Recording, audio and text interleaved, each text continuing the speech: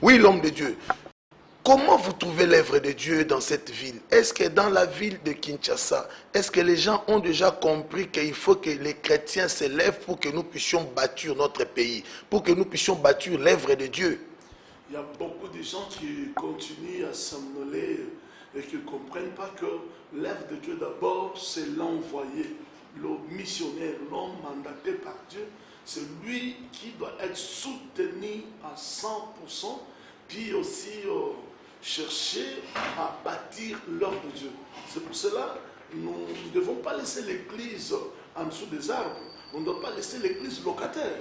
L'église doit avoir sa résidence, disons qu'il y a une adresse là où l'œuvre peut se faire sans complaisance. Oui, merci beaucoup. Je pense que vous suivez en direct, l'émission Que vive la RDC qui a toujours été présentée par votre humble serviteur, le pasteur Paul Ilunga. Oui, je vous dis ceci, bien-aimés dans le Seigneur, l'église du Congo a beaucoup plus de besoins.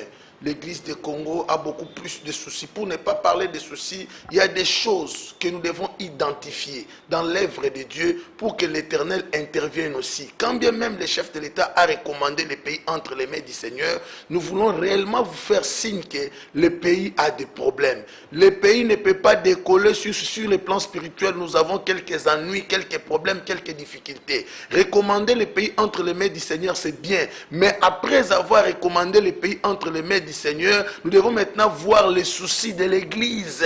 Parce que tout commence d'abord avec Dieu. Lorsque Néhémie a appris que la muraille de Jérusalem a été emportée, la muraille a été croulée, il devait normalement chercher la face de Dieu. Il a prié, il a cherché Dieu. Et l'Éternel a pu faire quelque chose. C'est-à-dire, toutes choses que nous voulons commencer sur cette terre, si nous ne commençons pas par la prière, attendez-vous à l'échec. Ça, c'est juste, il a compris l'importance de la prière, parce qu'on ne pouvait pas aller même consulter le roi sans passer d'abord par la prière. Il a prié, il a gêné, parce qu'il connaissait l'importance de la prière dans ce qu'il devait faire. Dans tout ce qu'on peut faire ici au Congo pour le bâtir, n'est-ce pas? Nous devons engager d'abord Dieu. David dit, avec Dieu, nous ferons des exploits. Sans Dieu, personne ne peut pas bâtir.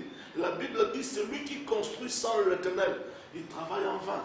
Et ce qu'il fait, il suffit seulement qu'un certain insecte vienne et dès qu'il passe dessus, ça peut s'écrouler. C'est pour cela que nous devons d'abord commencer par la prière.